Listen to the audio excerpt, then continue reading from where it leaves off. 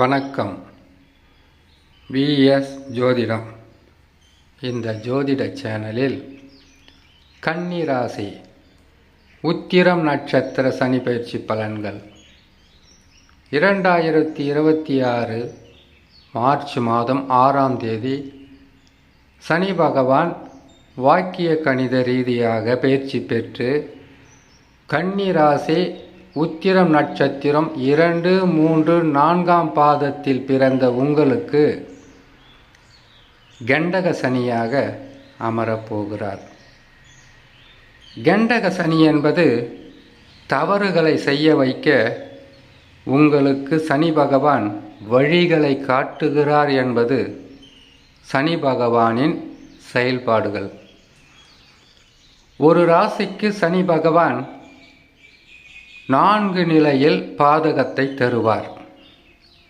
அது வாழ்க்கையில் நாம் துணிந்து செய்கின்ற எந்த தவறாக இருந்தாலும், எந்த தப்பாக இருந்தாலும் அதனால் வரக்கூடிய பல வகையான பாதிப்புகளை தவறு செய்பவர்கள்தான் அதில் வரக்கூடிய கஷ்ட நஷ்டங்களை அனுபவித்தே ஆக வேண்டும். உத்திரம் நட்சத்திரம் என்பது சூரிய பகவானின் நட்சத்திரம்.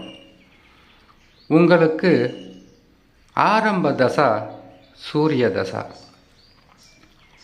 சூரிய தசா முடிந்தவுடன் சந்திர தசா. சந்திர தசா முடிந்தவுடன் செவ்வாய் தசா, ராகு தசா, குரு தசா, சனி தசா என்று தசாக்கள் வேறுபடும், பலன்கள் மாறுபடும். கண்டக சனியாக வருகின்ற சனி பகவான் கன்னி ராசியில் இருக்கக்கூடிய உத்திர நட்சத்திரத்தில் பிறந்த அனைவருக்கும் ஒரே பலன்களை தருவாரா என்றால் தரமாட்டார். ஒவ்வொரு நட்சத்திரத்திற்கும் ஆண்டு வருடங்கள் வித்தியாசப்படும், மாதங்களும் வித்தியாசப்படும். அப்படி அந்த வித்தியாசத்தால் தசாக்கள் வேறுபடும். சிறு பிள்ளைகளாக இருந்தால் ஒரு பலன்களும், படிக்கிற வயதில் இருந்தால் ஒரு பலன்களும், திருமண வயதில் இருப்பவர்களும் வேலைக்கு போயிட்டு வர்றவங்களுக்கும் சில பலன்களும், குடும்ப தலைவன் தலைவி, சொந்த தொழில் வியாபாரம், அரசாங்க ஊழியர்களாக இருப்பவர்களுக்கு ஒரு நிலையில் பலன்கள் செயல்படும்.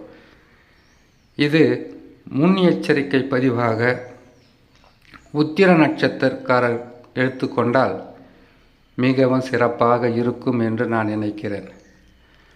எதற்காக என்றால், தவறுகளை செய்வதற்கு முன்பதாக இதில் சிக்கிக்கொண்டால் தண்டனைகள் பெரிதாக இருக்குமே என்ற பயம் இருந்தால் போதும். கண்டக சனி என்றால் உங்களுக்கு உங்கள் நட்சத்திரத்திற்கு ராசிக்கு 7ஆம் இடத்தில் சனி பகவான் அமருகிறார் என்ற அர்த்தம். 7ஆம் இடம் என்பது கணவன், மனைவி, நண்பர்கள், உறவினர்களை குறிக்கக்கூடிய மிகப்பெரிய ஒரு உயர்ந்த ஸ்தானம். இந்த ஸ்தானத்தில் சனி பகவான் என்பவர் அமரும்போது வாழ்க்கையில் செய்யக்கூடாத சில தவறுகளையும், போகக்கூடாத தவறான பாதைகளில் போவதும், எடுக்கக்கூடாத முடிவுகளை எடுப்பதும், அதற்கு பிறகு உறவுகளால், நட்பால், சொந்த பந்தங்களால் பல வகையான இன்னல்களுக்கு ஆளாகக்கூடிய சூழ்நிலையாக மாறிவிடும். கண்டக சனி என்று வந்துவிட்டாலே இப்படித்தான் பலன்கள் இருக்குமா என்றால், சொல்லக்கூடிய பதிவாகப்பட்டது 100% உண்மையாக இருப்பதற்கு வாய்ப்பு இருக்காது. ஒருவேளை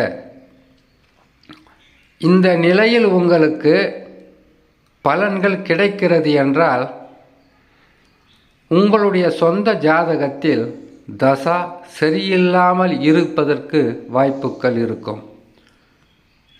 நல்ல கிரகங்களுடைய தசாக்களாக இருந்தால் இது தப்பு தவறு செய்தால் நமக்கு பிரச்சனைகள் வரும் என்பதை உணர்த்தும் அந்த தசா.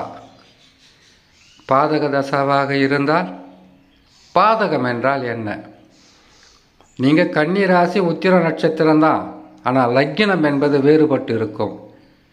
அந்த லக்கினத்திலிருந்து கணக்கிடும்போது எந்தெந்த ராசிகளில் கிரகங்கள் அமர்ந்திருக்கிறது, இப்பொழுது உங்களுக்கு பாவ கிரகங்களுடைய தசா நடக்கிறதா, சுப கிரகங்களுடைய தசாவாக இருக்கிறதா, அதற்கு பிறகு சுப கிரகமோ பாவ கிரகமோ பாதகஸ்தானத்தில் அமர்ந்திருக்கிறதா, நீச பகை பெற்றிருக்கிறதா, 6-8 அமர்ந்து கெடு பலன்களை அள்ளி கொடுக்கின்ற ஸ்தானத்தில் அமர்ந்திருக்கிறதா, சனி பகவான் கெட்ட இடத்திற்கு வந்து விட்டாலே கெட்டதுதான் நடக்கும் என்பதை உணரணும்.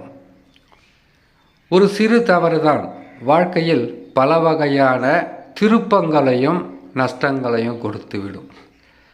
தவறே செய்யாத மனிதன் உலகத்தில் யாரும் கிடையாது. ஆனால் இப்பொழுது ஒரு தேவையில்லாத ஒரு பிரச்சனையில் உங்களை மாட்டி வைப்பதற்காக வழிகளை காட்டக்கூடிய சனி பகவான் அதற்கு பிறகு அந்த தவறை செய்துவிட்டால் அவமானமும் ஏளனமும் அசிங்கமும் உங்களை தேடி வரும். அதனால் இப்பொழுது நீங்கள் உங்களுடைய மனதை உங்களுடைய செயல்களை மாற்றிக்கொண்டால், நல்வழியில் சென்றால் அஷ்டம சனியின் பாதிப்புகளிலிருந்து உங்களை காப்பாற்றிக் கொள்ளலாம். கண்டக சனியில் தவறுகளை செய்ய வைப்பார், அஷ்டம சனியில் அகப்பட்டு கொள்ள வைப்பார். இப்பொழுது அமைதியாக தவறுகளுக்கும் தப்புகளுக்கும் வழிகாட்டக்கூடிய சனி பகவான் அப்பொழுது அவருடைய விஸ்வரூபத்தால் எண்ணற்ற துன்பங்களை அனுபவிக்க வைப்பார். ஆகையால் சனி பயிற்சி வந்துவிட்டாலே 3 ராசிகளுக்கு மட்டும்தான் நன்மைகளை செய்வார். ஒரு ராசிக்கு 3, 6, 11 மற்ற இடங்களில் வரும்போதெல்லாம் பாதகங்களை செய்வார்.